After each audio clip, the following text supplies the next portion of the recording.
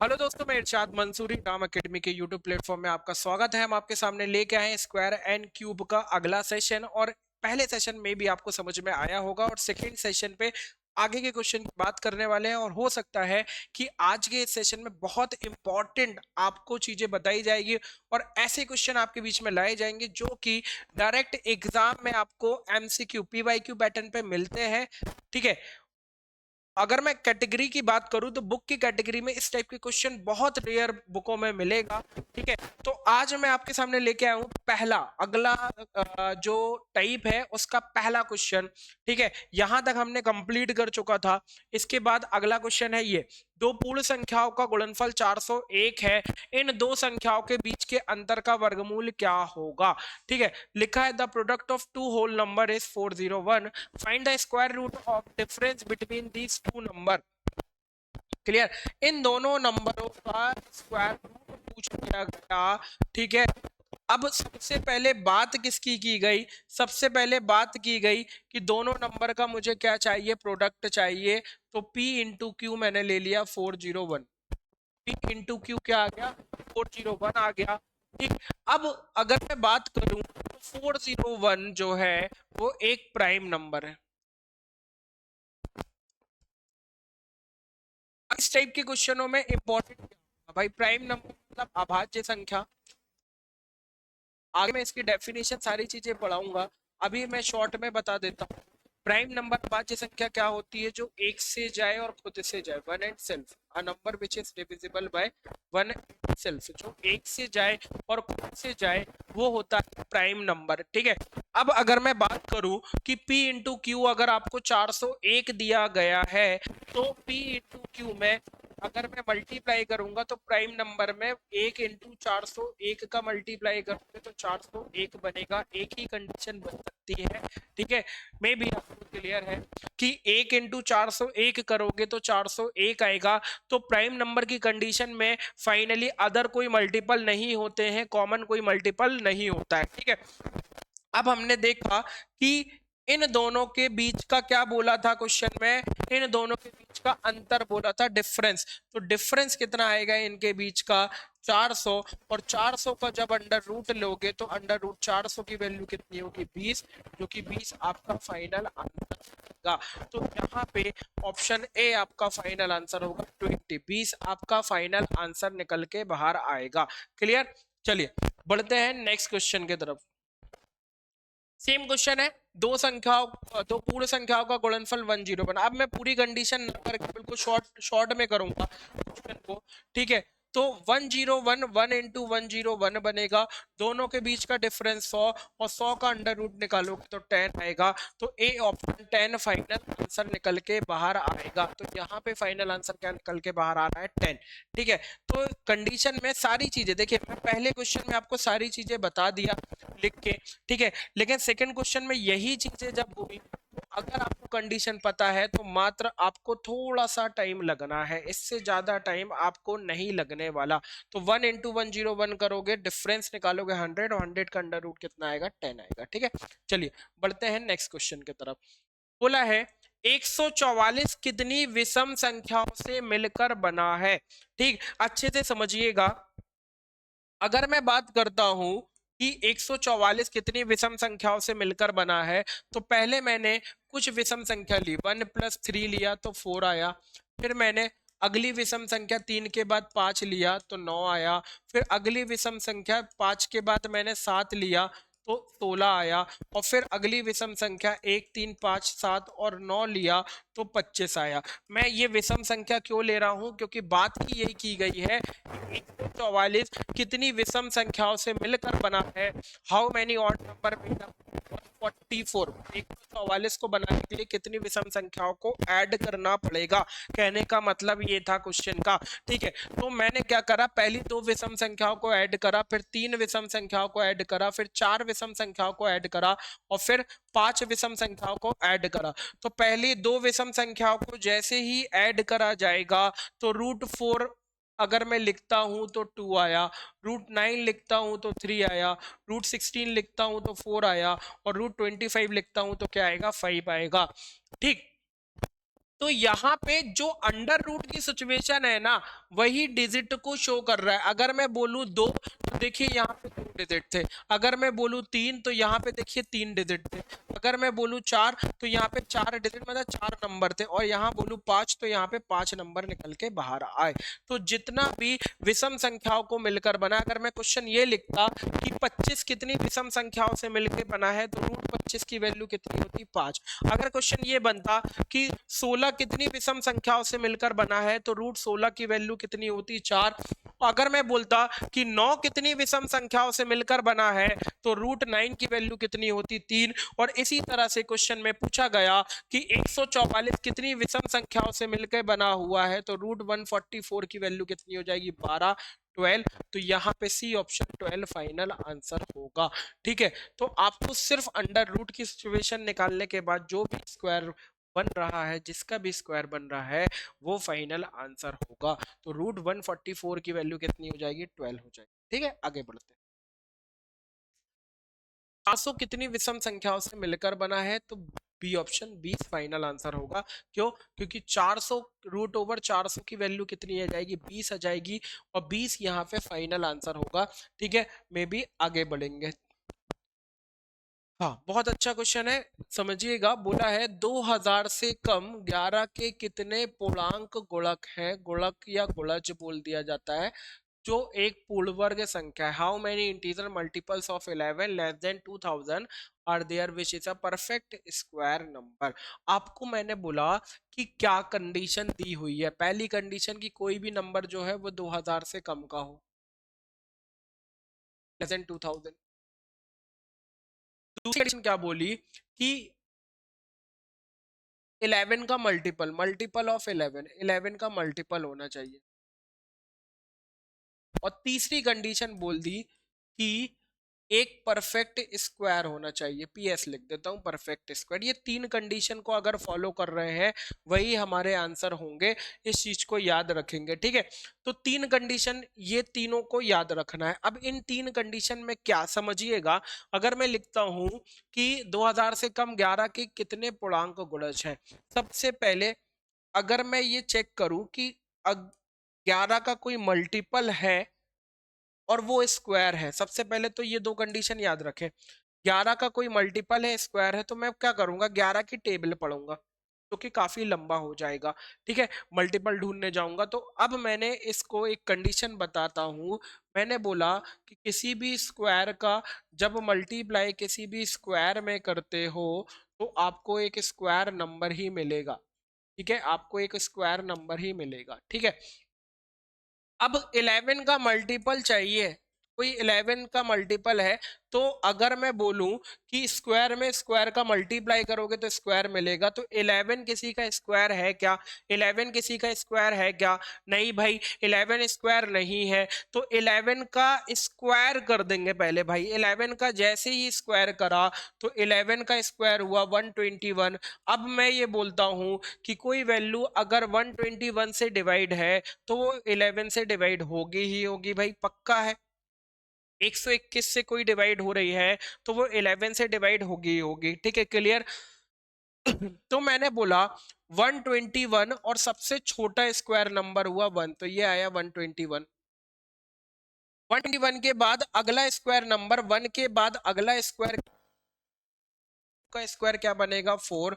ठीक है, तो ये बना 484। फिर मैंने बोला 121 इंटू 9 कर दीजिए, तो अगला वैल्यू बनेगा 1089। फिर मैंने बोला 121 इंटू 16 कर दीजिए, तो 121 में जैसे ही 16 का मल्टीप्लाई करेंगे, तो 121 इंटू 16 तो 6 आया। ठीक, 1 आया, 32 33 हुआ, 3 आया, और 16 3 19, मतलब 1936। ये आपका अगला नंबर आएगा। तो अगर मैं ये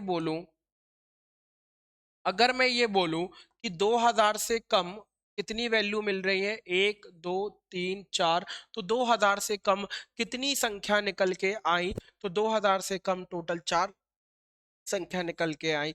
मतलब बी ऑप्शन यहाँ पे फाइनल आंसर होने वाला है। तो याद रखिएगा 2000 से कम चाहिए था, मल्टीपल ऑफ 11 चाहिए था, परफेक्ट स्क्वायर चाहिए था। तो 2000 से कम में अगर मैं बात करूं, सबसे पहले परफेक्ट स्क्वायर देख ले, तो 11 स्क्वायर नहीं था। अगर मैं यहाँ पे 11 लेके चल रहा होता तो 11 यहाँ फुलफिल नहीं हो रहा होता, तो 11 स्क्वायर नहीं था, इसलिए पहले 11 का स्क्वायर किया और देन इसके बाद मल्टीप्लाई करके फाइनल आंसर निकल के बाहर आएगा। तो सबसे पहला स्क्वायर, सब फिर दूसरा, फिर तीसरा, फिर चौथा, ऐसे मल्टीप्लाई करके करोगे, फाइनल आंसर आपको बाहर निकल के आ जाएगा। ठीक है, चलिए आगे बढ़ते हैं नेक्स्ट क्वेश्चन की तरफ। 2000 से कम 10 के कितने पूर्णांक गुणज हैं, जो कि एक पूर्ण वर्ग संख्या है। अच्छा, एक चीज और, चलिए इसके बाद एक क्वेश्चन मैं लूंगा, तो वो मैं आपको बताऊंगा कि फाइनली को किस तरह से करना है, क्योंकि अभी तक जितने भी नंबर हैं वो ऐसे मिल रहे हैं जहाँ पे स्क्वायर नहीं है। अगर मान लो ऐसे नंबर मिलते कि ये 10 की जगह कोई ऐसा नंबर दे रहा होता कि जो स्क्वायर बना रहा होता, 10 की जगह एक ऐसा नंबर मिल रहा होता कि जो स्क्वायर बना रहा होता, तो उस पोजीशन पे हम क्या कर रहे होते वो भी मैं बताता हूँ एक क्वेश्चन लेके। ठीक है, तो स्क्वायर में स्क्वायर का मल्टीप्लाई करेंगे तो स्क्वायर बनेगा बनेगा। तो मैंने बोला 10 का स्क्वायर कर दो भाई, तो कितना आएगा 100। 10 का स्क्वायर कर दिए भाई, तो कितना आएगा 100। ठीक है, अब 100 को अगर मैं चेक करता हूं तो 100 इंटू 1 करूंगा तो 100 आएगा, 100 इंटू 4 करूंगा तो 400 आएगा, और 100 इंटू 9 करूंगा तो 900 आएगा, और फिर मैंने बोला कि 100 इंटू 16 करूंगा तो 1600 आएगा। तो 2000 से कम, देखिए 100 इंटू अगला करते हो 25, तो ये 2500 पहुंच जाएगा, और हमने बोला 2000 से कम चाहिए है, तो ये काउंट नहीं होगा। 1 2 3 4, तो टोटल कितने पेयर निकल के आएंगे, 4 पेयर निकल के आएंगे, मतलब 4 नंबर निकल के आएंगे। तो बी ऑप्शन यहाँ पे फाइनल आंसर निकल के बाहर आएगा। तो टोटल 4 पेयर, आपके टोटल 4 पेयर बाहर आ रहे हैं, तो 4 पेयर में बी ऑप्शन फाइनल आंसर होगा। क्लियर? ठीक, तो मे भी समझ में आया होगा। ठीक, अब इसमें एक क्वेश्चन और बोलते हैं। ठीक, मैंने बोला कि क्वेश्चन की लिमिट अगर ये होती कि, मैंने बोला 3 पॉइंट है, लेस देन 1000। ठीक है, दूसरा point multiples of, multiples of, ठीक है 25, एंड थर्ड ऑप्शन, मतलब थर्ड कंडीशन मैंने बोल दिया कि परफेक्ट स्क्वायर। ठीक है, क्वेश्चन पूरा सेम है, क्वेश्चन पूरा सेम है। यहाँ पे 1000 हो गया, 10 की जगह 25 आ गया, और पूर्ण वर्ग संख्या निकालना है, मतलब परफेक्ट स्क्वायर निकालना है। तो ये 3 कंडीशन को फुलफिल करके बताना है कि कितने नंबर निकल के बाहर आएंगे। तो मैंने बोला कि फर्स्ट कंडीशन में आपको बता चुका हूं कि किसी भी स्क्वायर में स्क्वायर का मल्टीप्लाई करोगे तो स्क्वायर बनेगा। तो मैंने बोला पहला, देखिए 25, अब मैंने यहाँ पे 25 का स्क्वायर क्यों नहीं लिया, क्यों? क्योंकि 25 अपने आप में एक स्क्वायर वैल्यू है। इसके पहले 10 आ रहा था, 10 स्क्वायर नहीं था। इसके पहले 11 आया, 11 नहीं था। यहाँ पे 25 जो आ रहा है, तो आप में एक स्क्वायर वैल्यू है। ठीक है, तो यहाँ पे अगर मैं बात करूं तो 25 का 1 में मल्टीप्लाई करूंगा 25 आएगा, 25 का 4 में मल्टीप्लाई करूंगा 100 आएगा, 25 का 9 में मल्टीप्लाई करूंगा 225 आएगा, 25 का 16 में मल्टीप्लाई करूंगा 400 आएगा। ठीक, फिर अगला 25 का 25 में मल्टीप्लाई करूंगा तो 625 आएगा, और 25 का जब मैं 36 में मल्टीप्लाई करूंगा तो ये 900 आएगा।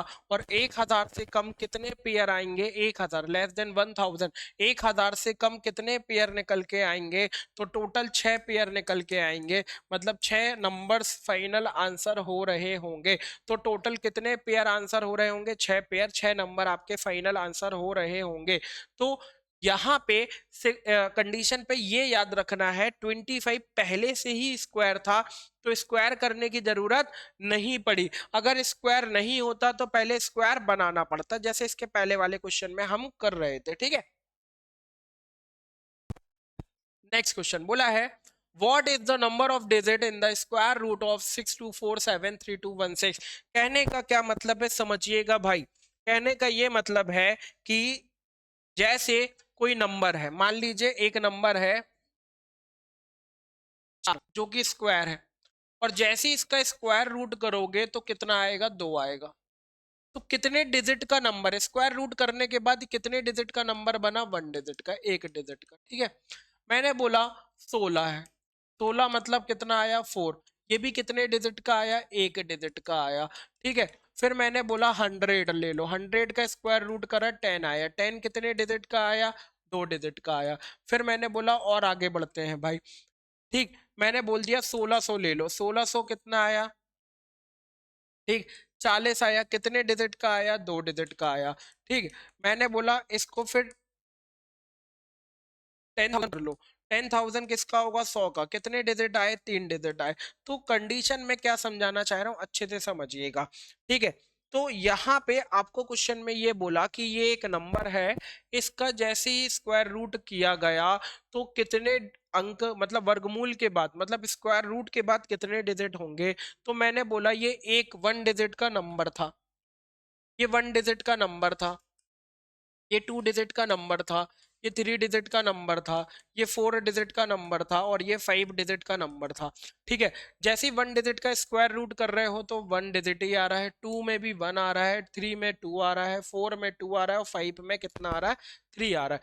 तो ये पैटर्न किसको फॉलो करेगा, ये पैटर्न फॉलो करेगा ऑड को और इवन को। मान लो अगर नंबर ऑफ डिजिट ऑड हुए तो n+1 डिवाइड बाई 2 कर दोगे, और इवन हुआ तो डायरेक्ट n/2 कर दोगे। ये स्क्वायर रूट का पूरा पूरा कंडीशन निकल के आएगा बाहर। ठीक है, तो n+1 डिवाइड बाई 2 मतलब नंबर ऑफ डिजिट कितने थे यहाँ पे, 1, 1+1 डिजिट निकल के आएगा। ठीक है, अगर मैं बोलता हूँ इवन, इवन देखिए कितना था, 2 डिजिट, तो 2/2 करोगे तो यहाँ भी कितना आएगा, 1 डिजिट आएगा। ठीक है, चेक कर लेते हैं। 3, 3 में कितने डिजिट बने, 2, 3+1 करेंगे तो कितना आएगा, 4, 4 में 2 का डिवाइड करेंगे तो 2 डिजिट आएगा। ठीक है, 4 में डायरेक्ट 2 का डिवाइड करेंगे, 2 डिजिट मिलेगा। ठीक है, 5 आया, 5 में देखो कितने बन रहे हैं, 3, तो 5+1 करेंगे तो कितना आएगा, 6, और 6 में जैसे ही आप 2 का डिवाइड करेंगे तो कितने डिजिट आएंगे, 3 डिजिट आएंगे। अब इसी तरह से क्वेश्चन में समझिए, इस क्वेश्चन में ये क्वेश्चन दिया हुआ है आपको, और डायरेक्ट बोल दिया कि ये क्वेश्चन को जब वर्गमूल किया जाएगा तो कितने डिजिट होंगे, तो 6247 3216। इसका वर्गमूल निकालने मत बैठ जाना, वर्गमूल निकालने मत बैठना। क्यों, क्योंकि इस कंडीशन में टोटल नंबर ऑफ डिजिट बस देखना है कितने हैं। तो नंबर ऑफ डिजिट कितने आ रहे हैं भाई, नंबर ऑफ डिजिट आ रहे हैं 1 2 3 4 5 6 7 8 डिजिट आ रहे हैं, और 8 डिजिट आ रहा है तो वर्गमूल के बाद, स्क्वायर रूट के बाद कितने डिजिट होंगे, तो डायरेक्ट 8/2 करेंगे तो कितने डिजिट आएंगे, 4 डिजिट निकल के बाहर आएंगे। तो नंबर ऑफ डिजिट कितने होंगे, 4 डिजिट, 4 डिजिट यहाँ पे फाइनली निकल के बाहर आएगा। बी ऑप्शन यहाँ पे फाइनल आंसर होगा। ठीक है, 4 डिजिट यहाँ पे फाइनल आंसर निकल के बाहर आएगा। क्लियर, चलिए आगे बढ़ते हैं। 1002001 के वर्गमूल में अंकों की संख्या बताइए। कुछ नहीं करना, डिजिट गिन लेना। Total 7 digit, number of digit कितने हो रहे हैं, 7। नंबर ऑफ डिजिट अगर आपके 7 हो रहे हैं तो स्क्वायर रूट के बाद कितने डिजिट होंगे, तो स्क्वायर रूट के बाद कुछ नहीं करना, 7 में +1 करके 2 का डिवाइड कर दीजिए, तो 8/2 मतलब 4 डिजिट का नंबर निकल के बाहर आएगा। तो बी ऑप्शन 4 डिजिट आपके फाइनल आंसर होंगे। तो 4 डिजिट यहाँ पे फाइनल आंसर होने वाला है। ठीक है, चलिए आगे बढ़ते हैं। 474552 यहाँ पे अच्छे से समझिएगा। सबसे पहले यहाँ पे एक टेबल की बात कर लेते हैं। ठीक है, तो आपका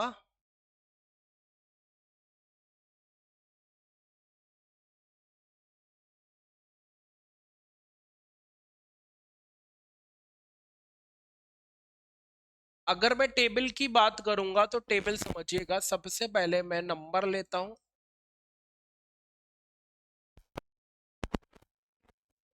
last digit of cube number. ठीक, अब टेबल बनने के लिए बहुत इजी है, समझिएगा।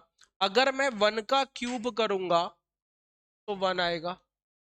ठीक है, 2 का क्यूब करूंगा तो 8 आएगा।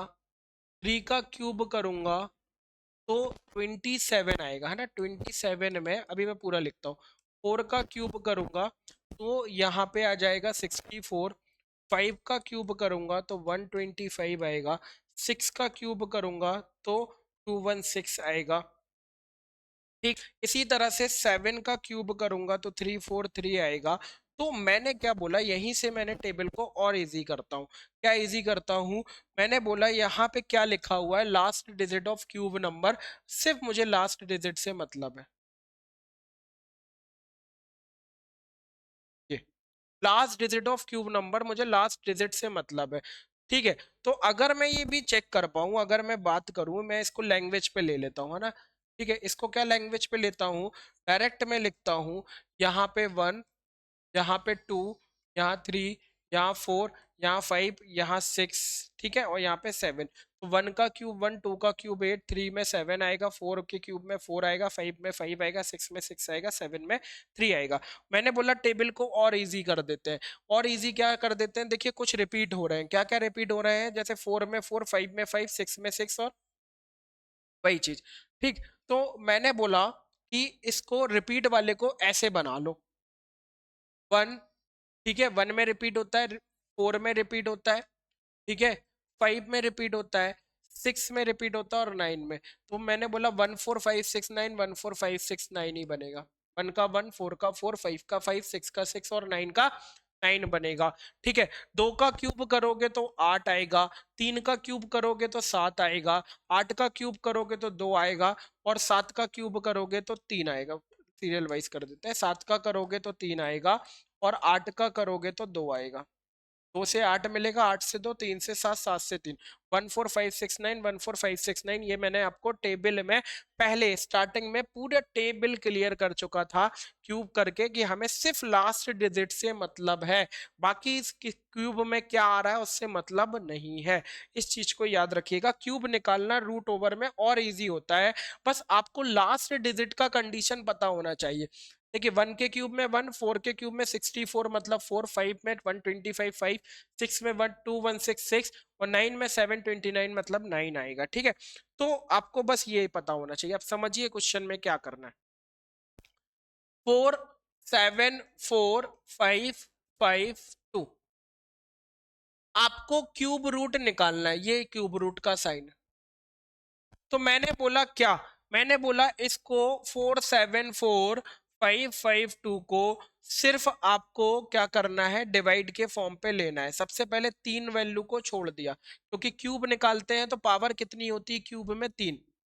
याद रखना, पावर कितनी होती है क्यूब में, क्यूब की पावर कितनी होती है 3, तो लास्ट के 3 डिजिट को छोड़ देना। ठीक है, ये आपको छोड़ना है। इसका काम सिर्फ है किसका, इसमें सिर्फ काम है यूनिट प्लेस का। तो यूनिट प्लेस 2 किसके क्यूब में आता है, तो मैंने बोला यूनिट प्लेस 2 में देख पा रहा हूं 8 के, मतलब सॉरी 2 जो है यूनिट प्लेस 8 के क्यूब में आता है। तो फाइनली इस क्यूब का जो लास्ट डिजिट है, ठीक है, इस क्यूब का जो लास्ट डिजिट है वो 8 होगा, ये लिख दिया।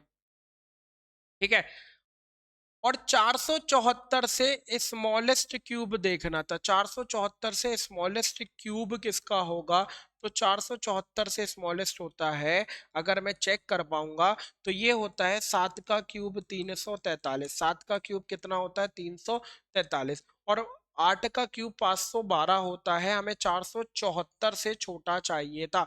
474 से 7 का क्यूब 343, 7 यहाँ रख दिया पहले, और 8 पीछे आएगा, मतलब 78 का क्यूब बन रहा होगा। फिर से सुनेंगे करा क्या गया है अच्छे से।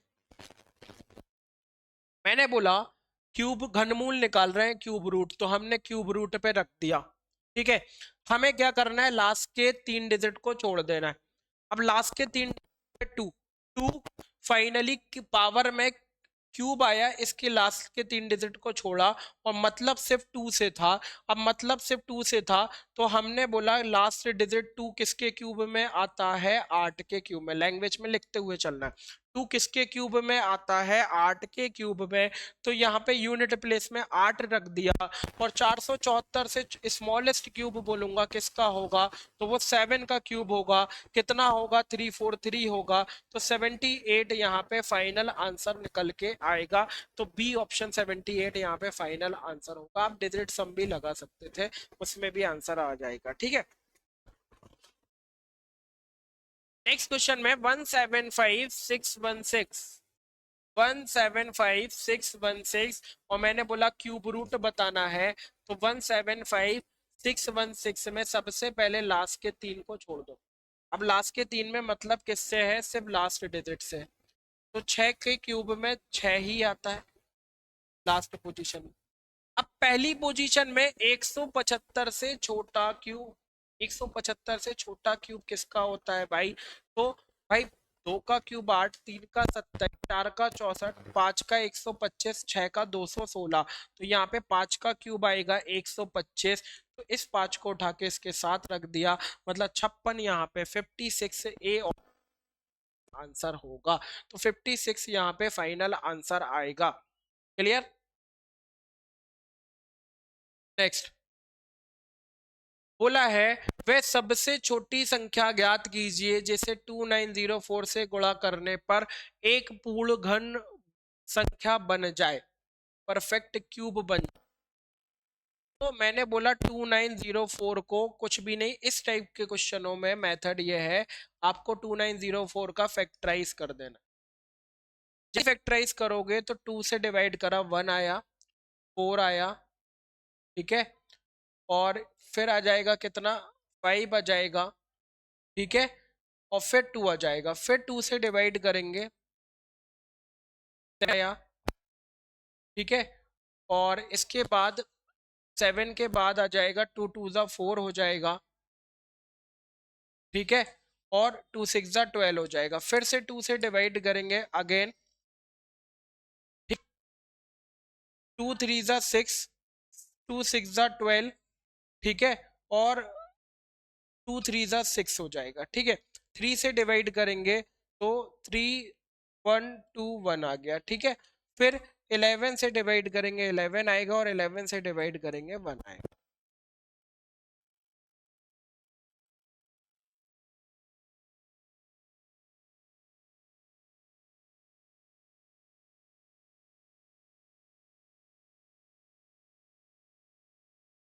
फाइनली क्यूब रहे हैं 3, ठीक है। अब एक 3 बचा और 2 11 बच रहे हैं, ठीक। तो क्यूब की कंडीशन में 2 चीज याद रखना है, कितने की नीड है और कितना एक्स्ट्रा आ रहा है। ये डिपेंड करता है कब? जब मल्टीप्लाई की कंडीशन होगी तो नीड की जरूरत पड़ेगी, और डिवाइड की कंडीशन आएगी तो एक्स्ट्रा की जरूरत पड़ेगी। मतलब क्या? अब समझिएगा, क्वेश्चन में ये लिखा है, देखिए अंडरलाइन करता हूं, ये कितना गुणा किया जाए, मल्टीप्लाई कहाँ गया ये, ठीक है। अगर मल्टीप्लाई करने के लिए ये तो क्यूब बन गया, इसको क्यूब बनाने के लिए कितने 3 चाहिए? 2 3 चाहिए, और कितने 11 चाहिए? 1 11 चाहिए। तो 11 में 9 का मल्टीप्लाई करोगे 99, तो ये 99 होगा भाई, है ना, 19 नहीं होगा, 99 होगा, 99। मतलब ए ऑप्शन आंसर होगा, 99 आएगा, ठीक है। एक बार पोजीशन बस चेक कर लें अपन। डिवाइड की पोजीशन, 2 से करा 1 आया, 4 आया, 5 आया, 2 आया, ये सही है। 2 से करा 7 आया, 2 आया, 6 आया, ये भी सही है, ठीक है, बाकी सही है, ठीक। तो यहाँ पे 99 आपका फाइनल ऑप्शन होगा, ए ऑप्शन यहाँ पे फाइनल आंसर निकल के आएगा, ठीक है। तो क्यूब में 2 चीज याद रखना, कितने की जरूरत है। तो कितने की जरूरत पड़ी? क्यूब बन गया था भाई, एक 3 को कितने क्यूब बनाने के लिए कितने 3 की जरूरत पड़ेगी? 2। 2 11 को कितने 11 की जरूरत पड़ेगी? 1। और जब सबको मल्टीप्लाई करेंगे तो 99 फाइनल आंसर होगा। डिवाइड में क्या होता, अगर यही चीज क्वेश्चन में डिवाइड बोल रहा होता, ये डिवाइड, यहाँ पे डिवाइड लिख के आ गया होता कि कितने से भाग दिया जाए, तो आपको ये बस चेक करना था कि क्यूब ये बन गया, इसके बाद एक्स्ट्रा कितना आ रहा है। तो एक्स्ट्रा कितना आ रहा है 11 11 और 3 121 में 3 का मल्टीप्लाई करते तो एक्स्ट्रा वाले में 121 में 3 का मल्टीप्लाई करते आपको फाइनल आंसर बाहर निकल के मिल जाता। ठीक है, चलो आगे बढ़ते हैं। 23625 और perfect cube and then divide की कंडीशन। ठीक है, अच्छे से समझिएगा। 23625, ठीक, 5 से डिवाइड कर दीजिए। 4 बार में 20 जाएगा, 7 बार में 35 जाएगा, 2 बार में 10 जाएगा और 5 बार में 25 हो गया। ठीक है, 4 बार में 20, 7 बार में 35, 2 बार में 10 और 5 बार में 25। 5 से अगेन डिवाइड करा, 9 बार में 45 गया, 4 बार में 20 गया और 5 बार में 25 गया। फिर 5 से अगेन डिवाइड कर दिया। ठीक है, 5 से जैसे ही डिवाइड करा तो 5 वन जा 5 हो गया, 4 बचा, 8 बार में 40 हो गया और 9 बार में 45 हो गया। ठीक है, अब इसके बाद 3 से डिवाइड कर दिया, 3 6 जा 18, 3 वन जा 3 हो गया। ठीक, अब इसके बाद सॉरी 3 3 जा 9, 3 3 जा ये कितना हो गया 9 हो गया। ठीक है, 3 से डिवाइड करा अगेन 21 आया, 3 से डिवाइड करा 7 आया एंड 7 से डिवाइड करेंगे 1 आएगा। ठीक है, तो क्या हुआ समझिएगा, यहाँ पे आपको डिवाइड निकालना है। क्या निकालना था यहाँ पे? डिवाइड। अंडरलाइन कर देता हूं तो याद रहेगा ना, ये भाग दिया जाए और यहाँ पे कहाँ दिया है, ये डिवाइड, ये डिवाइड दिया। ठीक है, हमें क्या निकालना है भाई? डिवाइड निकालना है। अब डिवाइड की कंडीशन के लिए हमने क्या बोला? डिवाइड की कंडीशन के लिए हमने बोला था कि आपको चेक करना कि एक्स्ट्रा कितना आ रहा है। क्या एक्स्ट्रा कितना आ रहा है? क्यूब बनने के बाद एक्स्ट्रा वैल्यू कितनी आ रही है भाई? अब भी बताया था, आपको पता होगा कि यहाँ पे मैंने ये बोला कि मल्टीप्लाई के लिए कितने की नीड है। नीड है मतलब कितना चाहिए आपको। एक एक 3 था, 2 3 चाहिए था, 2 11 थे, 1 11 चाहिए था, इसलिए टोटल मल्टीप्लाई करके 99 आंसर आया। ठीक है, डिवाइड के लिए यही बता दिया था कि कितना एक्स्ट्रा आता है वो फाइनल आंसर होगा। तो यहाँ पे देखो ये क्यूब बन गया, ये क्यूब बन गया, एक्स्ट्रा कितना आया 7, तो यहाँ पे सिर्फ 7 बच रहा है, इसलिए डी ऑप्शन 7 आंसर होगा। कितना एक्स्ट्रा बच रहा है वही फाइनल आंसर होगा। यही क्वेश्चन मल्टीप्लाई में बन रहा होता तो आंसर क्या होता? तो मल्टीप्लाई में बन रहा होता तो एक 7 था, कितने 7 की जरूरत पड़ी? तो 2 7 की और जरूरत पड़ी। एक तो था, 2 की और जरूरत पड़ गई, 2 7 की और जरूरत पड़ी, तो यहाँ पे फाइनली फिर 49 आंसर होता मल्टीप्लाई में। लेकिन अभी सिर्फ डिवाइड की बात कर रहा है, तो डिवाइड में आंसर कितना होगा भाई? 7 आंसर होगा, मतलब डी ऑप्शन फाइनल आंसर निकल के बाहर आएगा। क्लियर? चलिए आगे बढ़ते हैं। यदि चार क्रमागत संख्या को, चलो एक चीज और कर लो है ना, सेम क्वेश्चन को यहीं करा देता हूं। बोला है, पहले चेक करता हूँ ये क्वेश्चन है कि नहीं, आगे पीछे ना हो।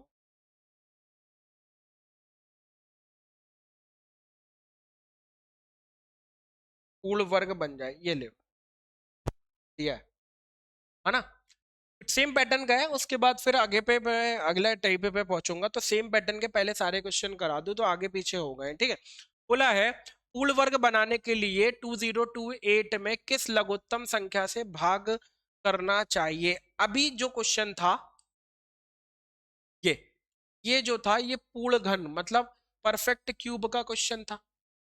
अब जो क्वेश्चन आया है वो परफेक्ट स्क्वायर का क्वेश्चन बना है। किसका क्वेश्चन बना है? परफेक्ट स्क्वायर का।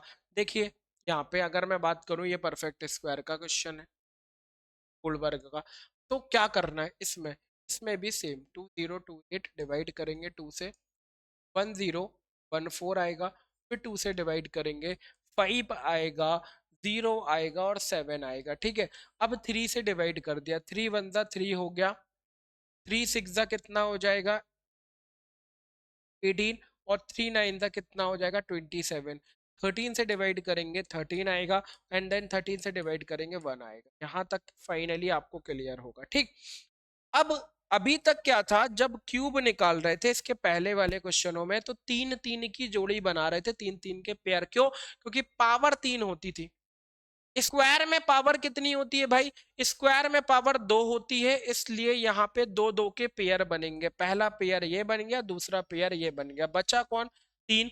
तो जो बचा, देखिए यहाँ पे कोई नीड और कोई एक्स्ट्रा की जरूरत नहीं है, कोई नीड और कोई एक्स्ट्रा की जरूरत नहीं है। यहाँ पे जो बच रहा है वही आंसर होगा, मतलब ए ऑप्शन 3 फाइनल आंसर होगा, जो बचा वही आंसर होगा। यहाँ पे कोई नीड और कोई एक्स्ट्रा की जरूरत नहीं है, जो बच रहा है वही आंसर होगा, चाहे डिवाइड बोला जाए और चाहे मल्टीप्लाई बोला जाए, दोनों कंडीशन पे आंसर फाइनली क्या होगा? सेम होगा। ठीक, याद रखिएगा। क्लियर? चलो आते हैं वापस अगेन, आगे दिया है क्या? आगे वापस दिया है ये, इस क्वेश्चन पे अगेन आते हैं जो छोड़ के आए थे अपन। ये भी एक पैटर्न है, अच्छे से समझिएगा, ठीक है। बोला है if the product of 4 consecutive number multiplied by a natural number p gives a perfect square number then the value of p। यदि 4 क्रमागत संख्याओं के गुणनफल को एक प्राकृत संख्या p से बढ़ा दिया जाए तो एक पूर्ण वर्ग संख्या मिलती है, तो p का मान क्या होगा? अब यहाँ पे अच्छे से समझिएगा, ये सिर्फ क्वेश्चन पैटर्न है। यहाँ पे 4 की जगह 5 क्रमागत संख्या नहीं कर सकता और 4 की जगह 3 क्रमागत संख्या नहीं कर सकता। ये पैटर्न है, फिक्स है। ये 3 क्वेश्चन मैं आपको बताऊंगा, आया एक है, मैं आपको टोटल 3 क्वेश्चन बताऊंगा, ठीक है। अब पहला क्वेश्चन में क्या बोला है कि सबसे पहले 4 क्रमागत संख्या का गुणनफल करना है, मतलब प्रोडक्ट ऑफ 4 कॉन्जिक्यूटिव नंबर। मैं आपको पहले एक सिंपल पेज में लेके आता हूं और वहां समझाता हूं, समझिएगा। 4 क्रमागत संख्या का मतलब क्या है? कॉन्जिक्यूटिव नंबर होता है लगातार जो आते हैं, 1 2 3 4 ले लो, या 2 3 4 5 ले लो, और या तो 3 4 5 6 ले लो, कहीं कुछ भी ले सकते हैं। कॉन्जिक्यूटिव का मतलब ही यही होता है, जो लगातार संख्या आती है वही कॉन्जिक्यूटिव को शो करती है। तो मैंने बोला 1 2 3 4 ले लिया, तो 1 2 3 4 में अगर मैं बात करता हूं, इनका मल्टीप्लाई करना, ये कितना आया? 24। इनको मल्टीप्लाई करा, कितना आया? 20 3 60 दूनी 120 आया, 120। इनको मल्टीप्लाई करा, ठीक है। 4 5 ज़ा 20, 23 ज़ा कितना हो जाएगा? 60, और 66 ज़ा 360, ये आ गया, ठीक है। तो ये हो गया मल्टीप्लिकेशन फॉर्म, ये क्या हो गया? मल्टीप्लिकेशन फॉर्म हो गया, ठीक है। क्वेश्चन में यही बोला था कि 4 क्रमागत संख्याओं के गुणनफल, मतलब if the product of 4 consecutive number, मतलब 4 नंबरों का क्या करना है? प्रोडक्ट करना है। तो हमने चारों नंबर का प्रोडक्ट कर दिया, ठीक है। मैंने अलग अलग कंडीशन क्या लिया? आप कंडीशन कुछ भी लो भाई, 4 कॉन्जिक्यूटिव का मतलब क्या होता है? 4 कॉन्जिक्यूटिव, कुछ लोग भाई ये भी ले सकते हैं, 4 कॉन्जिक्यूटिव मतलब कुछ लोग ये भी ले सकते हैं भाई। अगर मैं बात करूंगा तो 101 102 103 104, लेकिन हम इतना क्रिटिकल लेने का कोई मतलब नहीं है, ले सकते हैं, मैं ये समझाना चाह रहा हूँ कि कुछ व्यक्ति ये भी ले सकते हैं। तो 4 कंजिक्यूटिव का मतलब क्या होता है? कहीं से भी शुरू और कहीं पर भी खत्म, उससे मतलब नहीं है कि स्टार्टिंग से ही लेना है। कंजिक्यूटिव का मतलब होता है डिफरेंस हमेशा बीच में किसने का होना चाहिए? 1 का होना चाहिए, तो वही है। अब इस संख्या को क्वेश्चन में ये बोला गया कि इस संख्या को क्या किया गया? p से बढ़ा दिया गया। तो इस संख्या को जब मैं p से बढ़ाऊंगा, तो मैंने सब में p को क्या कर दिया? ऐड कर दिया। तो मैंने सब में p को ऐड कर दिया, और जैसे ही ये p को ऐड किया गया तो सारे नंबर अपने आप में स्क्वायर बन गए। तो मैं चेक करता हूं, 24 के बाद अगला स्क्वायर 25 आता है, 120 के बाद 121 आता है, 360 के बाद 361 आता है। तो क्या ऐड करने पे आया? 25। 24 के बाद 25 क्या ऐड करने पे आया? p की वैल्यू 1। 120 के बाद 121 क्या ऐड करने पे आया? 1। 360 के बाद 361 क्या ऐड करने पे आया? 1। मतलब p की वैल्यू यहाँ पे क्या हो गई? 1 हो गई, ठीक है। तो आपको कुछ भी नहीं करना है इस टाइप के क्वेश्चनों में, जब लैंग्वेज बेस का होता है ना, सबसे पहले ही मान लो 1 2 3 4, मल्टीप्लाई करा तो कितना आएगा? 24। और 24 के बाद p से बढ़ाया गया, मतलब p ऐड किया गया, तो एक स्क्वायर बना, अगला स्क्वायर 24 के बाद 25, तो p की वैल्यू कितनी हो गई? 1। तो p की वैल्यू क्या होगी? 1। क्या ऐड करने पर मिलेगा? बी ऑप्शन 1, p का मान निकालना था, p का मान क्या हो जाएगा, 1 हो जाएगा। ठीक है, तो ये फाइनल आंसर होगा। ठीक है, तो कंडीशन में आपको बस ये सारी चीजें समझना है, क्वेश्चन की लैंग्वेज कुछ भी पूछ सकता है। ठीक, अब इसी में दो क्वेश्चन और बने, अब वो समझिए क्या है। वो दो क्वेश्चन में ये है कि जैसे ये पहला क्वेश्चन बोला कि चार क्रमागत संख्याओं के गुणनफल में एक प्राकृत संख्या p से बढ़ा दिया जाए तो पूर्णवर्ग संख्या क्या मिलेगी। अब चार क्रमागत संख्याओं की जगह क्वेश्चन में बोल दिया फोर कॉन्जिकेटिव ऑड नंबर, चार क्रमागत विषम संख्याएं। अगर यही लैंग्वेज क्वेश्चन में चार क्रमागत विषम संख्या से बोली होती, यही लैंग्वेज क्वेश्चन में चार क्रमागत विषम संख्या से बोली होती, समझिएगा कर रहे होते, समझिए। Four four consecutive odd number, question सिर्फ इतना होता, समझिए मैं क्वेश्चन में वापस लेके जा रहा हूं। क्वेश्चन में चार क्रमागत संख्याओं के गुणनफल में, तो चार क्रमागत की जगह चार क्रमागत विषम संख्याएं बोल दिया होता, तो उसमें भी क्या कर रहे होते, समझिए।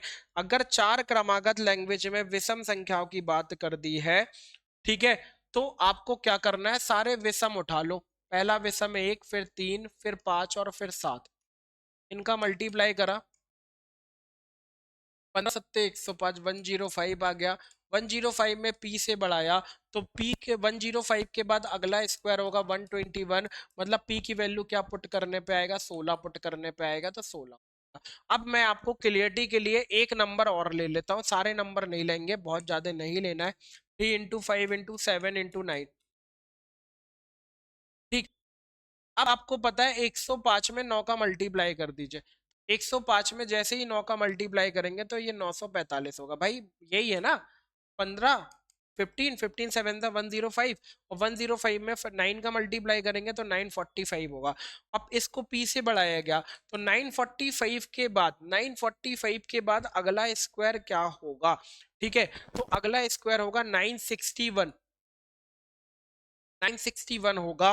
तो ये भी क्या ऐड करने पे आया, तो आप चेक कर पा रहे हो, 16 16 ऐड करोगे तो 961 आएगा, मतलब p की वैल्यू यहां भी कितनी होगी, 16 होगी। तो यहां पे एक कंडीशन याद रख लो, आपको अब इसमें क्या करना है, आपको फोर कंसेक्यूटिव इवन से चेक करना है।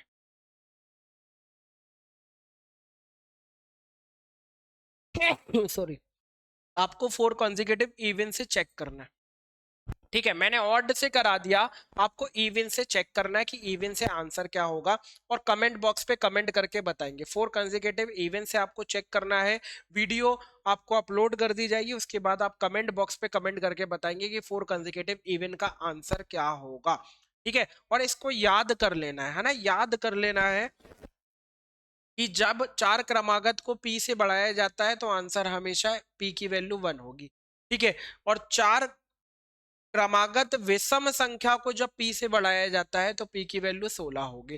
ठीक है, फिर अगर चार क्रमागत सम संख्याओं को p से बढ़ाया गया तो वो निकाल लेना कितनी होगी, और आप इसको याद रखना है। ठीक है, मैं बता देता हूं आपको, ये ना समझ में आया कि सर को ही नहीं पता भाई, तो चार क्रमागत सम संख्या में भी 16 ही आएगी, आप करके देख लेना। ठीक है, क्लियर,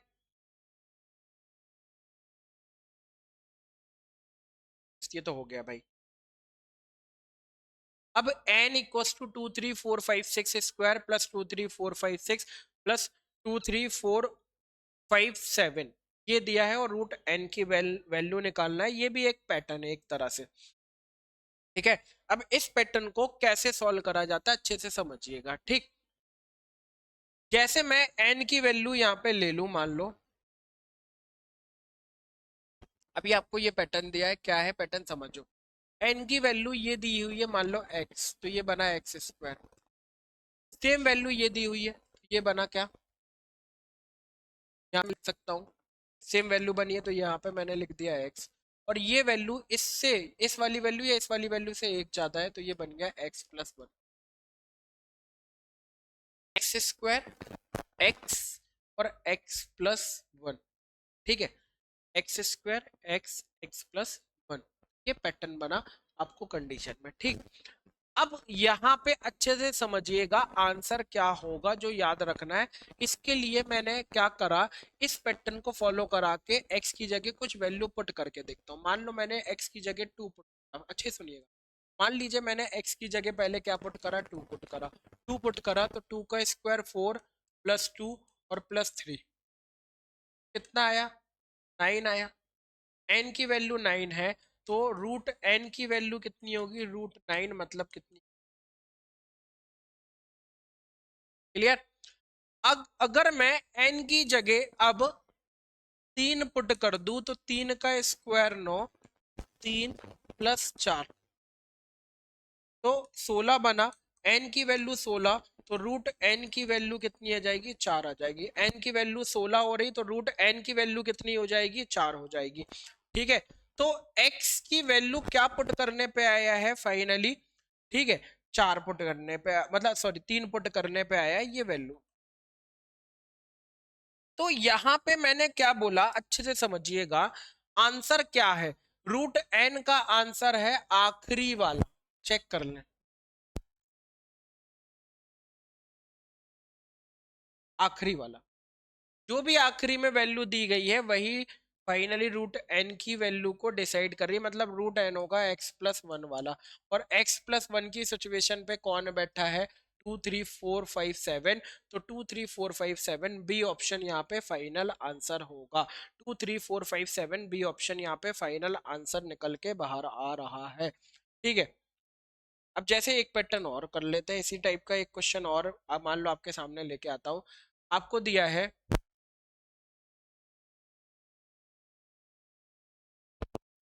x की वैल्यू दिया है, स्क्वायर भी दे सकता है, मान लो आपको दे दिया 625 दिया, ठीक है, क्लियर। या तो एक काम करो स्क्वायर ही पैटर्न पे लिख लो क्योंकि फिर एडिशन में सीधा नहीं बन सकता है, फिर एडिशन में सीधा बना ले। आपको लिखा 1024 का स्क्वायर प्लस 1024 और प्लस 1025 बोला, ठीक है। और आपको इस बार भाई क्या पूछा, इस बार पूछ लिया कि बताओ x की वैल्यू कितनी होगी सॉल्व करके, x की वैल्यू कितनी होगी सॉल्व करके। तो आपको क्या करना है, अब रूट x नहीं पूछा भाई, x की वैल्यू डायरेक्ट पूछ लिया कितनी होगी, तो x की वैल्यू क्या होगी, तो जैसे क्वेश्चन में रूट n की वैल्यू x+1 थी तो n अगर पूछा होता तो क्या होता, x+1 का स्क्वायर होता, x+1 का स्क्वायर होता, तो x की वैल्यू होगी 1025 का क्या बनेगा, स्क्वायर बनेगा। तो 1025 का स्क्वायर आप कर लीजिएगा कितना आएगा, क्लियर। ठीक है, तो 1025 का स्क्वायर आप कर लीजिएगा कितना निकल के आ रहा है, ठीक है, 1025 का स्क्वायर फाइनल आंसर निकल के बाहर आएगा, ठीक, क्लियर। तो ये फाइनल आपको आंसर निकल के बाहर आने वाला है, इस चीज को ध्यान रखेंगे, क्लियर, ठीक। अब इसमें नेक्स्ट आपको दिया हुआ है ये 0.0324, 0.0814, 4.624 और 1.5625, 0.0289, 729 और क्या दिया 64। ये क्वेश्चन अपने आप में बड़ा टिपिकल है। अगर आपको इसका कंडीशन नहीं पता है और स्क्वायर की क्लियरिटी नहीं है तो ये क्वेश्चन बड़ा टफ हो जाएगा आपके एग्जाम के हिसाब से, ठीक है। अब समझिएगा करना क्या है। सबसे पहले अगर मैं पॉइंट की बात करूं तो पॉइंट के बाद कितनी वैल्यू दिख रही है वो गिन लो, क्योंकि इस टाइप के क्वेश्चनों में सीधा सीधा मिलता है, 3 वैल्यू, यहाँ भी 3 वैल्यू, यहाँ भी 3 वैल्यू, तो पॉइंट के बाद कितने जीरो मिलेंगे, 9 जीरो, यहाँ पे 4 8 और एक 9, मतलब पॉइंट से पॉइंट कैंसिल हो गया, यहाँ पे क्लियर हुआ। देखिए ऊपर पॉइंट के बाद 3 वैल्यू, 4 वैल्यू थी, 4 के बाद 3 वैल्यू थी, 3 के बाद कितनी रही, 3 वैल्यू, तो टोटल हो गए कितने, 4 और 3 7, 7 3 10, यहाँ पे कितनी वैल्यू थी, 4 4 8 और एक 9 वैल्यू थी, तो 9 वैल्यू से एक 10 बचेगा, मतलब वैल्यू में कहीं ना कहीं यहाँ पे 0 पॉइंट की कंडीशन एक और बड़ी होना चाहिए था, 4.624, ठीक है। चलो चेक कर लेते हैं, अभी क्या बोला, 324 आया, 81 आया और 46 24 आया, ठीक है। आया, एक 15625 आया, 89 आया, और 729 आया, और 64 आया। ठीक, तो यहाँ पे 324 के नीचे कितने जीरो बने, यहाँ पे 4 3 7 और 7 3 10। यहाँ कितने बने, 4 4 8 और 1 9। तो 10 जीरो में से 9 जीरो तो कैंसिल हो जाएंगे, तो बचेगा कितना जीरो, 1 जीरो बचेगा, 10 बचेगा। यहाँ पे कुछ ना कुछ मिस्टेक है भाई, 1 जीरो की और कहानी बनेगी जब जाके वो रोड रुकी ओवर की कहानी बनने वाली, नहीं तो नहीं, है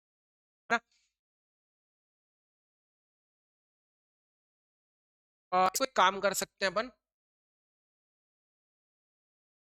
46 पॉइंट लिखते हैं इधर पे, 46.24। ये बन जाएंगे 4 3 7 और 2 9 ले ले रहे, यहाँ से 9 बन जाएंगे, तो 9 से 9 कैंसिल हो जाएगा, तो ये जीरो खत्म कर लेंगे, आप बस सुधार लीजिएगा, है ना। ठीक है, पॉइंट की कंडीशन में 46.24 कर लीजिए इसको।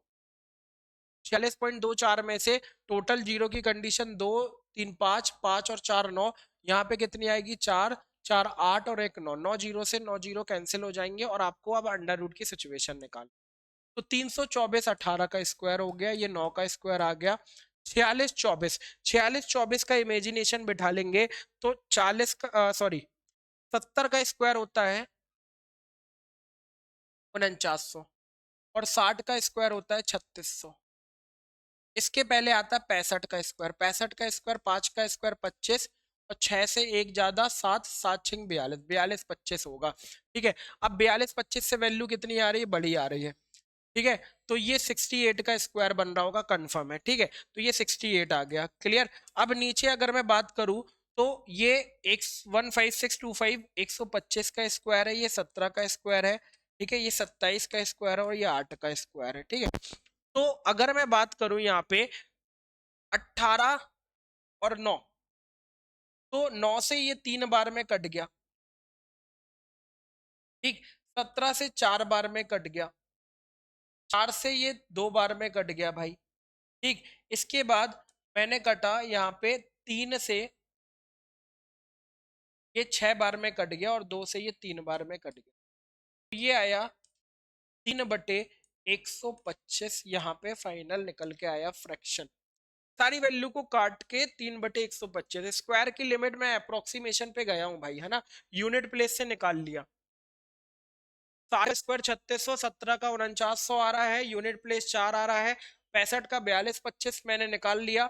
ठीक है, तो वैल्यू जो है वो 5 के बाद यूनिट प्लेस 4 किस में आता है, 8 में आता है, मतलब 65 के बाद 68 वाला स्क्वायर होगा, 3/125 निकल के आ गया फ्रैक्शन में। ठीक, तो मैंने क्या करा, यहाँ पे पॉइंट पर वैल्यू आ रही है, तो 125 को अगर मैं जीरो बनाना चाहूं, तो 5 कितनी बार आया, 3 बार आया, और अगर मैं जीरो बनाना चाहूं, तो मैं 3 2 का मल्टीप्लाई कर दूं 3 बार, तो जीरो भी बन जाएगा। तो यहाँ पे 8 या 24 बटे कितना आया, 1000 आया, तो 24 बटे 1000 में अगर मैं बाहर निकालता हूं, तो ये वैल्यू आएगी 0.024, फाइनल आंसर निकल के बाहर आएगा, सी ऑप्शन 0.0 फाइनल निकल के आएगा। बस इसमें क्लियर कर लेना, पॉइंट को उठा के 46.24 कर लीजिए। ठीक है, क्योंकि 10 नीचे बचेगा, और अंडर रूट 10 की कोई वैल्यू बाहर नहीं आएगी, या तो 100 बच रहा होता तो 10 कर सकते थे। ठीक है, अब एक जीरो आगे पीछे कर सकते, लेकिन ऑप्शन के हिसाब से लास्ट ऑप्शन यही दे रहा है, तो 0.024 इसमें क्लियर आप कर सकते हैं। क्लियर, कंडीशन में समझिए करा क्या गया है, फिर से एक बार बताता हूँ। पॉइंट के बाद 4 जीरो, पॉइंट के बाद 3 जीरो, पॉइंट के बाद यहाँ पे 2 जीरो, यहाँ पे पॉइंट उठ के इधर आ जाएगा, यहाँ का पॉइंट अलग कर देगा, ये पॉइंट कुछ भी नहीं रहेगा। ठीक, यहाँ पे मैं ब्लैक स्पॉट,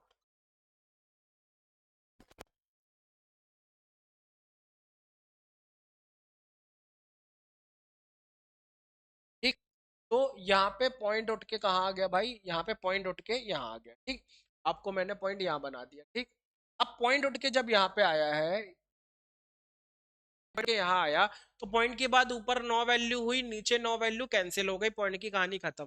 324 81 46 24 फिर 15625289729 एंड 64 का अंडर रूट निकालोगे तो ये 18 का, ये 9 का, ये किसका आया 68 का क्यूब आया, 125 17 27 8 आया। क्यूब की कैटेगरी आपको देखो कुछ इमेजिनेशन होता है वो पता होना चाहिए और कुछ याद होना चाहिए, तो क्यूब सॉरी स्क्वायर की कैटेगरी तो आपको याद होगी तो ही ये कर पाओगे स्क्वायर की कहानी क्या होने वाली, ठीक है। तो 324 18 का स्क्वायर 81 9 का आया, ये 68 का आया, 125 17 27 8 आ गया, ठीक। जैसे ही कट करेंगे सारा तो 3/125 आएगा, और यहां से 125 को 1000 बनाने के लिए 8 का मल्टीप्लाई करा, क्योंकि 0 बना के फिर डिवाइड करना चाहो डिवाइड कर सकते हो, कोई दिक्कत नहीं। 24/1000 आया, और 24/1000 मतलब 0.04 फाइनल आंसर है। में भी चीजें आपको समझ में आई होगी, क्लियर। तो आज की क्लास को यहीं पे आप पूर्ण विराम करेंगे भाई, यहीं पर अंत करेंगे, एंड करेंगे। तो आज जितने क्वेश्चन कराए गए हैं सारे क्वेश्चन आपके लिए बहुत इंपॉर्टेंट होने वाले हैं, एंड कल की क्लास में स्क्वायर एंड क्यूब का लास्ट क्लास होने वाला है, और कल की क्लास के बाद स्क्वायर एंड क्यूब खत्म हो जाएगा। तो आज की क्लास में मैंने स्क्वायर एंड क्यूब के मोस्टली जितने क्वेश्चन आपको कराए हैं आप प्रैक्टिस करिए अच्छे से, ठीक है। मिलेंगे कल की क्लास में। जय हिंद जय भारत।